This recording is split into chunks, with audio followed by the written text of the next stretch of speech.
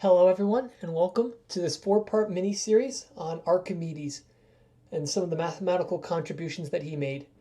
In this first part we'll be talking a little bit about his background and some of the facts and details of his life, and then in the last three parts we're going to be talking about specific contributions that he made.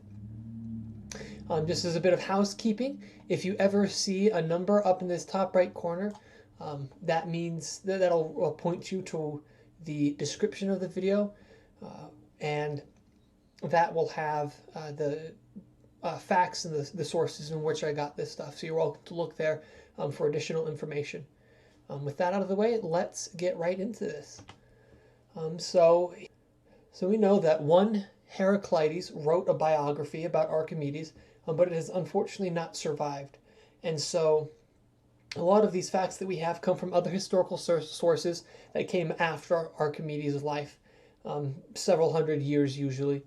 And so a lot of this stuff can be subject to speculation, but these facts right here are a pretty good understanding and pretty good representation of what his life was like. So we think that he was likely born in 287 BC. He likely spent some time at Alexandria, where he might have studied with some of the successors of Euclid and learned a lot of his stuff there. He also often dedicated his works to Diophysnes, who was a pupil of Conon, who was another famous mathematician at the time. We also know that he contributed a lot to the fields of mechanics and to mathematics. We also believe that he died at the age of 75 during the sack of Syracuse. Plutarch had this wonderful quote to say about him. I won't read it now for the sake of time, but it really just talks about how much math meant to Archimedes. He devoted his whole life to do it, and while he did do some important stuff with mechanics, for the most part those mechanics were to try and understand math better. He tried to use the mechanics to understand the math.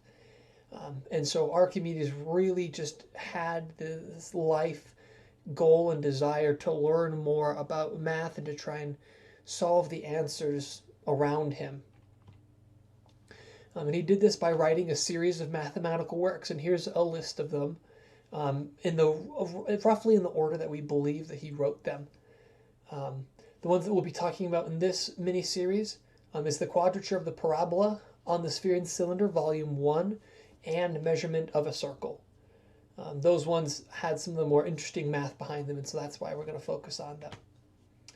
And we do also believe that there are some lost works of Archimedes.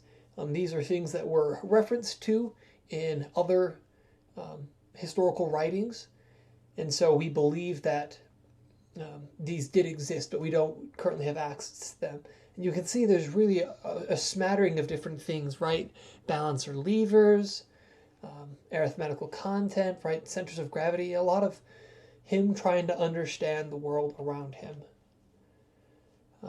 His death is also a bit of an interesting story. There are several different accounts of it, but Xixxii writes this, and he really and I won't read it again for the sake of time, but it describes how a Roman soldier came in and interrupted Archimedes while he was working, and then Archimedes kind of resisted, and then the Roman soldier killed him.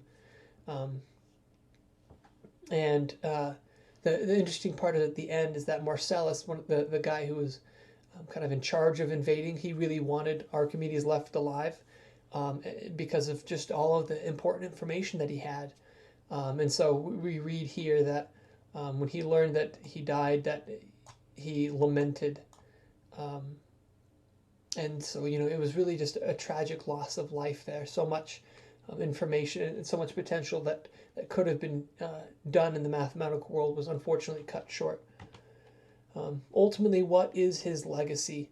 Well, Plutarch, again, had this to say, and it's really, I really liked how he put it. He says, his discoveries were numerous and admirable, but he is said to have requested his friends and relations that, when he was dead, they would place over his tomb a sphere containing a cylinder, inscribing it with the ratio which the containing solid bears to the contained. Such was Archimedes, who now showed himself, and so far as lay in him the city also, invincible. And I just loved that because it really talks about, first off, just how much this math and all of this meant to Archimedes. But it also shows that it meant a lot to other people as well, that people appreciated that what he did. And ultimately, we see so much of the math that we use today that was built upon, in part, the work that Archimedes did. I mean, he's really left this legacy of a quest for knowledge.